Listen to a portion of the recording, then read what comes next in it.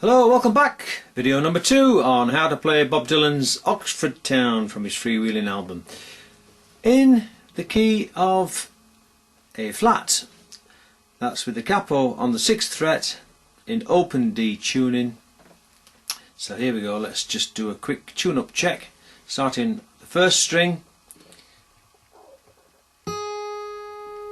the note G sharp or A flat. Remember that also goes for the 4th string, the old D string, an octave lower, G sharp or A flat, and finally the 6th string.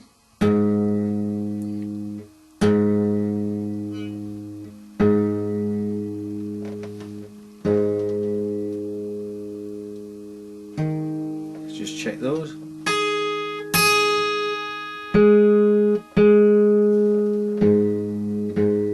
So your 1st, 4th and 6th strings all tuned to the same G sharp or A flat. Next, the 2nd string, the old B string tuned. That's changed already, the temperature in this room, so I'll just tweak that a little bit. And that's D sharp or E flat. Same as the 5th string. That also has changed slightly in the temperature here, so I'll just drop that a little bit. D sharp. Same as the 2nd string. And finally the G string, the 3rd string, the note C.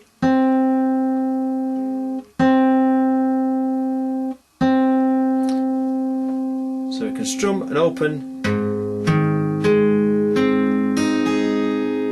chord, G sharp or A flat. Okay folks?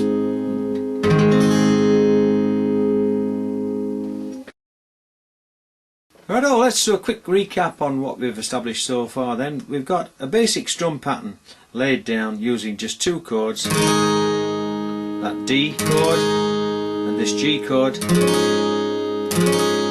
counting in a 4/4 time using counts 1 and 3 for the bass notes and 2 and 4 for the trebles.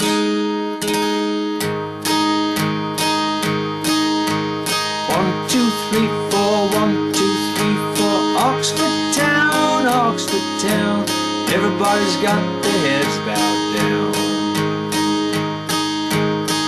Okay. Oxford Town, Oxford Town, everybody's got their heads bowed down. Sun don't shine above the ground, ain't it going down to Oxford Town. Now, I'm using a plectrum, and I don't often use a plectrum, but since Bob Dylan used one, obviously, recording this song, I thought I ought to use one. And this is a very thin plectrum. You can see it flexes very easily. It's a 38.38 millimeter. Okay, so that when you're strumming the strings, the plectrum itself flexes very easily. But you can hear this clicking sound.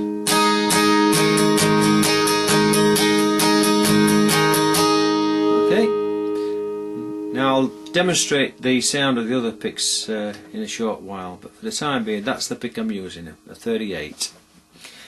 Now if you listen to Dylan's track on the freewheeling album, you won't hear this.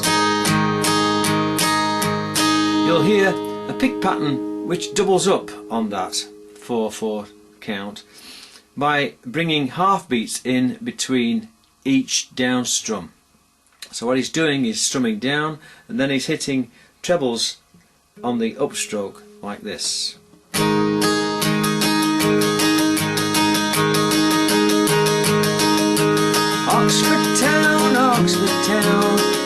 Everybody's got their heads bowed down. Sun don't shine above the ground. Ain't it going down to Oxford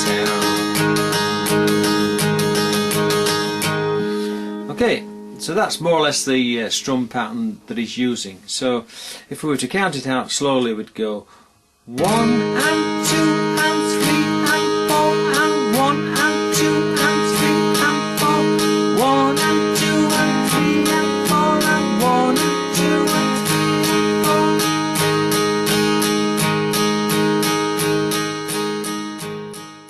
Okay. Right, at this point in the proceedings, what I want to do is to just bring in now this two-fingered D chord here on the 3rd and 4th frets. There's a slight variation. So what we're going to be doing is using the one-fingered D, the two-fingered D, the open D and the G throughout the verses. Here we go. Oxford town, everybody's got their heads bowed down. You see that? So I've gone from 2 to 1. Oxford town, everybody's got their heads bowed down. The sun don't shine above the ground, ain't it going down to Oxford town? So what I'm doing there is starting off with that one-fingered D.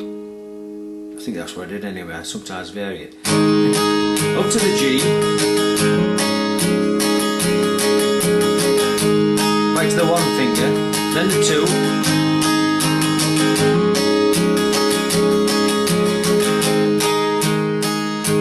I'm just briefly hitting the open strings as well there. Oxford town, everybody's got their heads bowed down. Sun don't shine above the ground, ain't it going down to Oxford town? He went down to Oxford town, guns and clubs followed him down, all because his face was brown. Better get away from Oxford town. See, I'm varying it. I mean, it's up to you.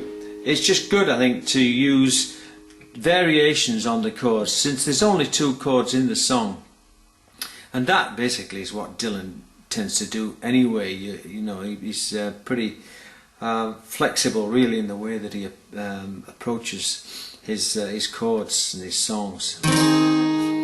Okay, well folks, time now I think for a little practice. I'll just go through a few verses, keeping the tempo at a reasonable pace.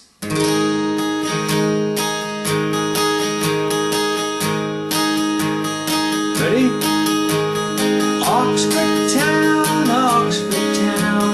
everybody's got their heads bowed down. Sun don't shine above the ground, ain't it going down to Oxford town? He went down to Oxford town, guns and clubs followed him down, all because his face was brown. Better get away from Oxford town.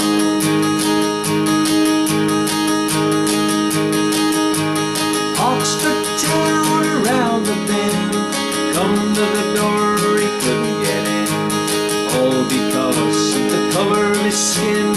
What do you think about that, my friend? Me and my gal, son, we got met with a tear gas bomb. Don't even know why we come, going back where we've come from. Oxford town in the afternoon, everybody's singing a sorrowful tune. 2 men died in the Mississippi moon, somebody better investigate soon.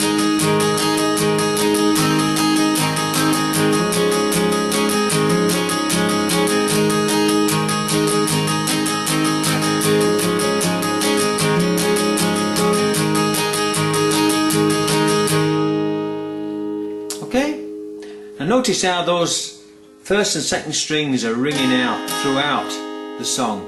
That's a particularly distinctive feature of this song and quite important. Okay. I'm going to finish this second video now by demonstrating the sound you get from three different picks. That first one was a very thin pick, a 0.38. I'm going to start by looking now at this one, a 0.46, a 46 gauge, and then moving up to the next size, which is a 60, 0.6 millimeter, and then finally fairly hard edged pick, 73 mil, 0.73 millimeter, 73 gauge. Okay, so here we go. In video number 3, I'll be taking a look at the most important part of the song, the most difficult as well, that is, the introduction. So here we go.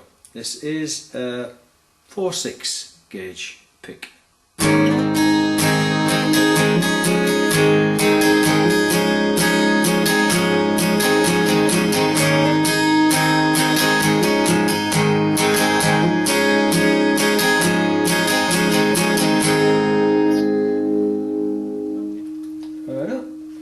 Now, next size, 60.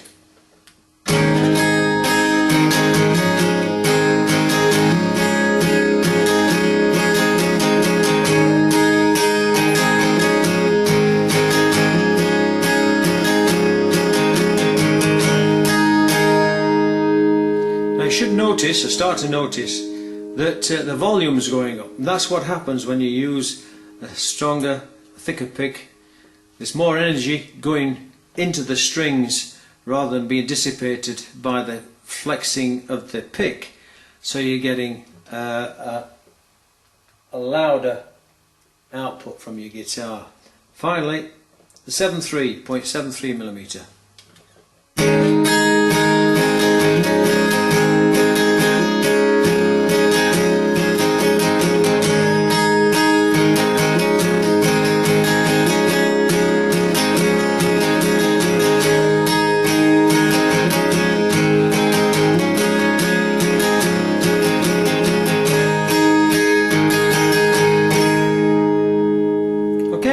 Different sounds, different picks. Up to you which you choose. I suspect that Dylan on his recording used a fairly thin one, and that's why I went with this one from the start, the 0.46. Okay, watch out for video number 3, and I hope once again these have been of good practical use to you. Very good luck with the song, enjoy playing it, enjoy singing it. See you later. Cheers for now. Ta-da.